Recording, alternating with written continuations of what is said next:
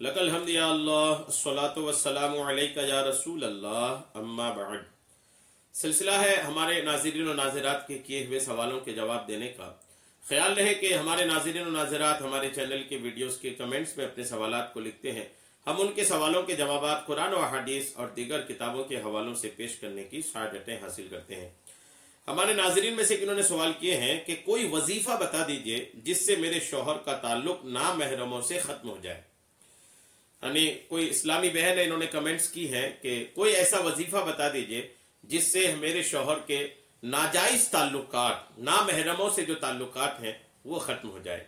ये वाकई में बहुत बड़ी बीमारी बनती चली जा रही है। ये हालात बद से बदतर होते जा रहे हैं नाजायज़ ताल्लुकात को लेकर के। अल्लाह करम फरमाए, लोगों को हया अता फरमाए और लोग अपनी इज्जत के और अपने अपनों की इज्जत के भी मुहाफिज बनने की सआदतें हासिल करें।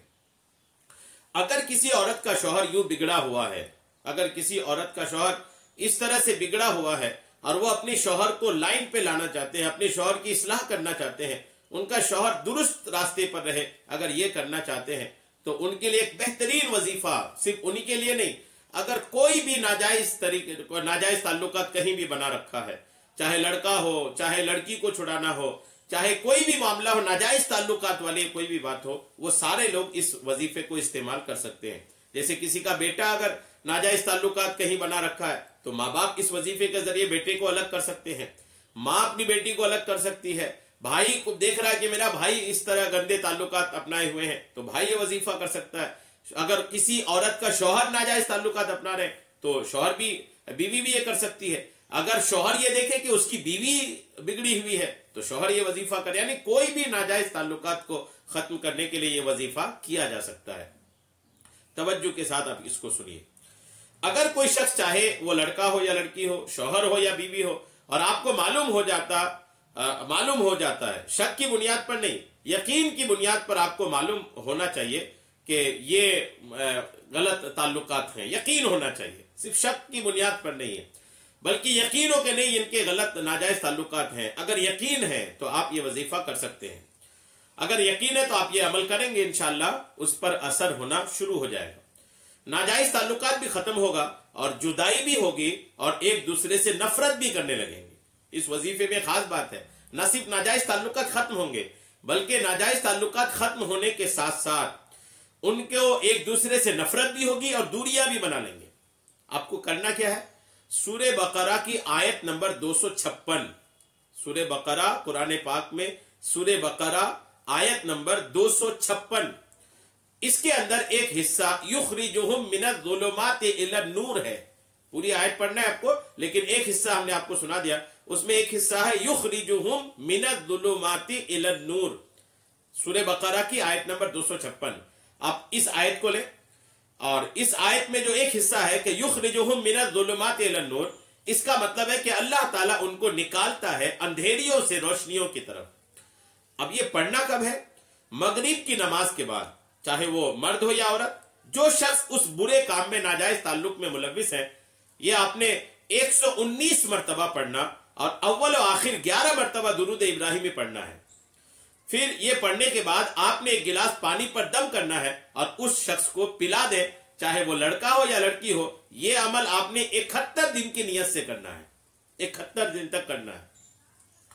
119 मरतबा सूरे बकरा की आयत नंबर 256 मगरिब की नमाज के बाद पढ़ना है और 119 मरतबा पढ़ने के बाद 11 मरतबा दुरूद इब्राहिमी पढ़ना है। दुरूद इब्राहिमी वो दुरूद जो नमाज में पढ़ी जाती है, 11 मरतबा उसको पढ़ना है। 11 मरतबा उसको पढ़ने के बाद एक गिलास पानी पर दम करना है और दम करके ये पानी जो है ना उसको पिलाना है।